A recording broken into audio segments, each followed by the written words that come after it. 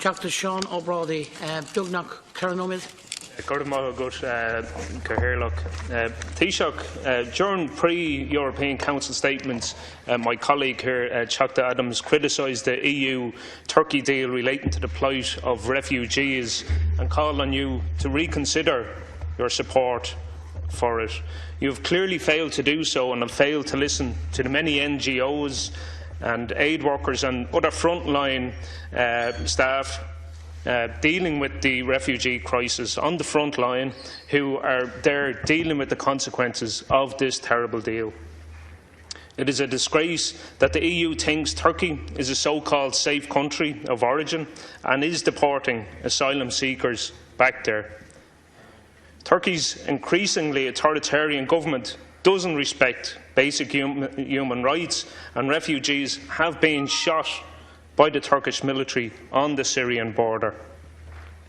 At the Council meeting, you discussed the European Commission's communication on a new partnership framework with third countries.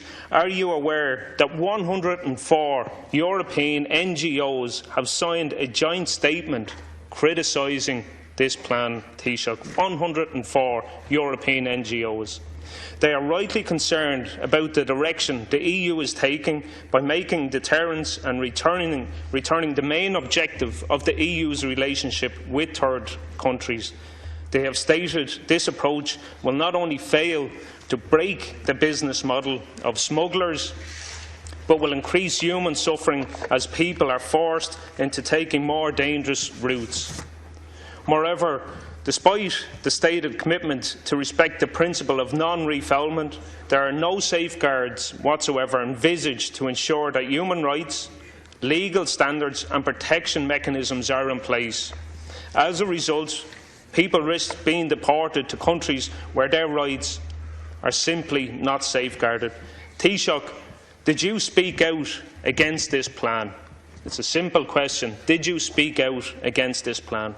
Instead of blindly supporting it, you should have been calling for clear commitments to open up safe and regular channels to Europe for those in need of international protection and for other migrants.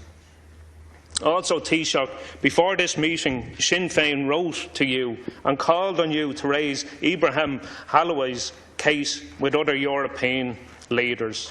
Another simple question to you, Taoiseach. Did you raise Ibrahim's case with the other European leaders?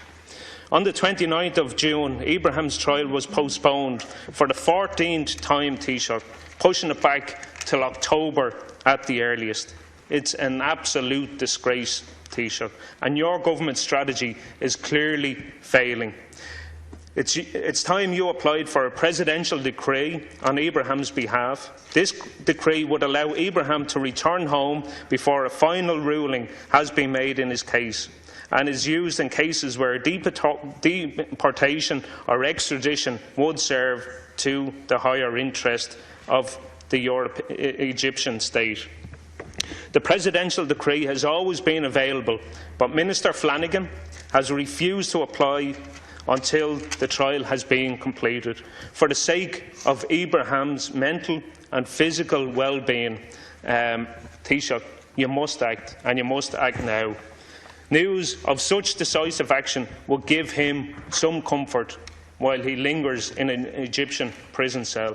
You should also be canvassing support for Ibrahim's release with other European leaders and enlisting their support to ensure that Ibrahim is allowed to return home to his family and his many loved ones. Thank you, Deputy Brady.